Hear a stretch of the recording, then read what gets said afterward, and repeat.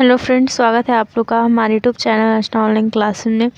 आज के इस वीडियो में हम बिहार बोर्ड मैट्रिक एग्ज़ाम 2025 के लिए आपके जो साइंस के कुल 20 वीवीआई ऑब्जेक्टिव क्वेश्चन को लेकर आए हुए हैं, जो कि क्वेश्चन जो आपके एग्ज़ाम के लिए काफ़ी महत्वपूर्ण है। और ये जो 20 हम प्रश्न को करेंगे, ये जो है आपके एग्ज़ाम में बहुत बार जो पूछे भी गए हैं।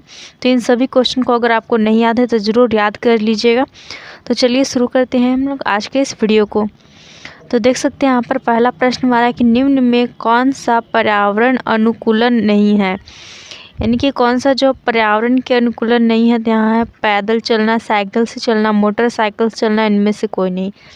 तो क्वेश्चन कर रहा है कि कौन सा जो पर्यावरण अनुकूलन नहीं है, यानी कि जिससे जो पर्यावरण के अनुकूल नहीं है, यानी कि जिससे पर्यावरण को हमारा जो है हानि पहुंचेगा। तो पैदल चलने से तो पर्यावरण को कोई हानि नहीं पहुंचेगा, साइकिल से भी चलने पर। लेकिन जब मोटरसाइकिल से चलने पर क्या होता है, पर्यावरण जो प्रदूषित होता है, इससे प्रदूषण होता है। तो इसका ऑप्शन सी जो है वह सही हो जाएगा।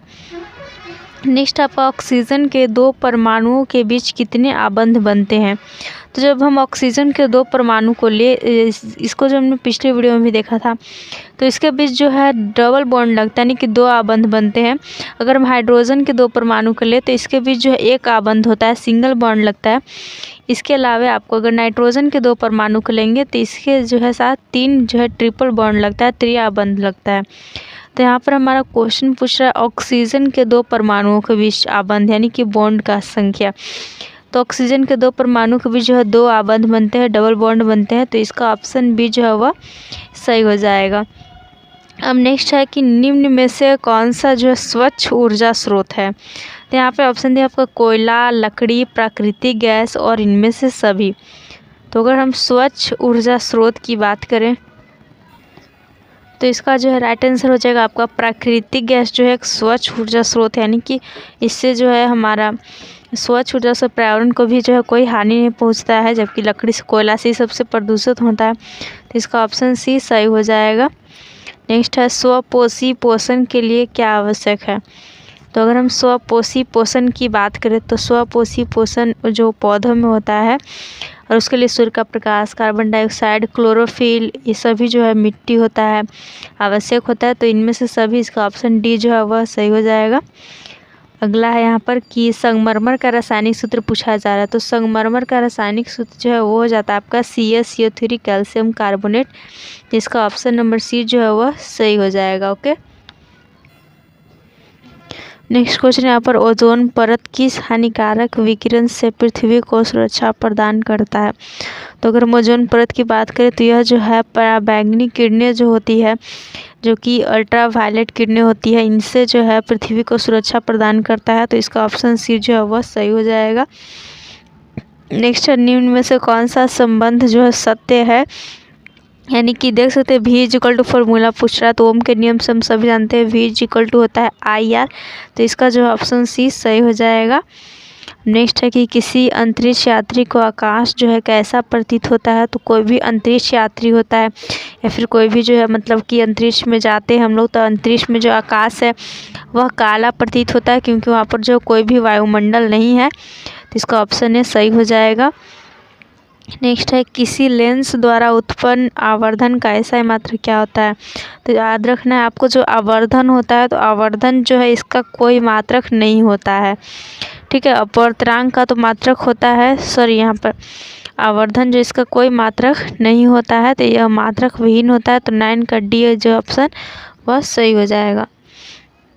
नेक्स्ट है कि जैव विविधता का विशिष्ट स्थल क्या है, यानी कि जैव विविधता कहाँ हमें जो है ज़्यादा देखने को मिलता है, विशिष्ट स्थल कहाँ है।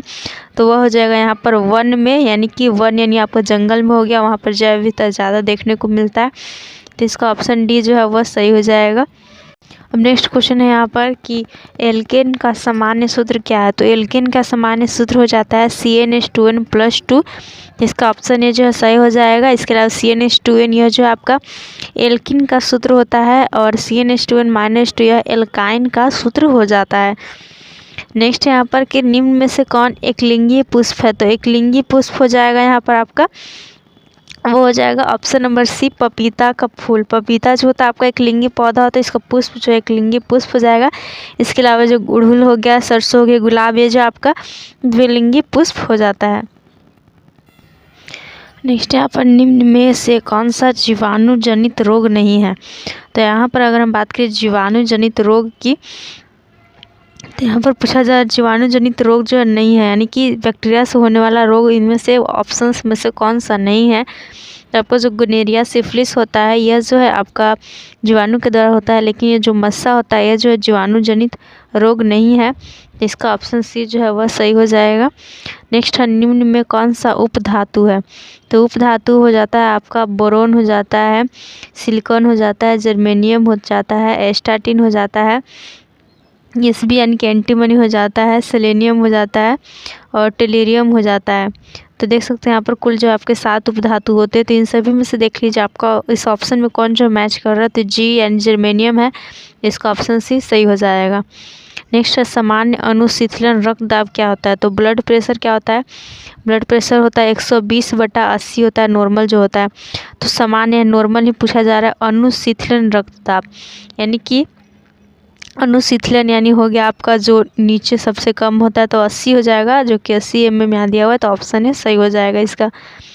नेक्स्ट है, निम्न में से किस माध्यम में प्रकाश की चाल अधिक होती है? तो प्रकाश की चाल जो है वो अधिक होती है हवा में, जो कि इस ऑप्शंस में से दिया जाए सबसे यहाँ पर अधिक तो निर्वात में हो जाती है, 3×10⁸ मीटर/सेकेंड निर्वात में प्रकाश की चाल होती है, और हवा में आपका जो इन सभी में से अधिक होती है। तो इसका ऑप्शन है जो हमारा हवा सही हो जाएगा। नेक्स्ट है, नेत्र में प्रवेश करने वाली प्रकाश किरणों का अधिकांश अपवर्तन कहाँ होता है?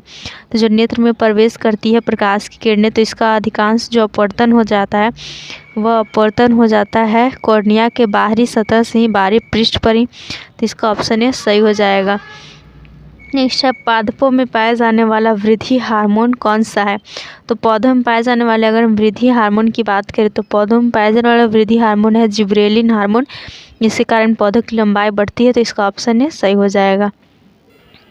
नेक्स्ट यहाँ पर कौन सा अधातु जो है कमरे के तापमान पर तरल अवस्था में पाया जाता है? तो यहाँ पर देखना है आपको कि यहाँ पर पूछा जा रहा है अधातु। अगर यहाँ पर धातु पूछा कि कौन सा धातु कमरे के ताप पर तरल अवस्था में पाया जाता है, तो धातु में आपका जो है पारा हो जाता है, जिसे कि मरकरी भी कहा जाता है, और Hg से इसे सूचित करते हैं। और लेकिन यहाँ पे क्वेश्चन पूछा है अधातु, तो जब अधातु की बात करें कि कौन सा अधातु कमरे के ताप पर तरल अवस्था में पाया जाता है, तो वो हो जाता है आपका ब्रोमीन। ओके, तो इसका ऑप्शन बी जो है वह सही हो जाएगा। नेक्स्ट है कि निम्न में से किस दर्पण की फोकस दूरी धनात्मक होती है?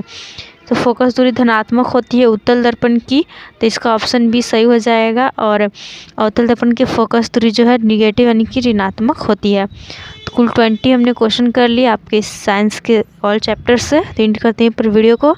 Thanks for watching video.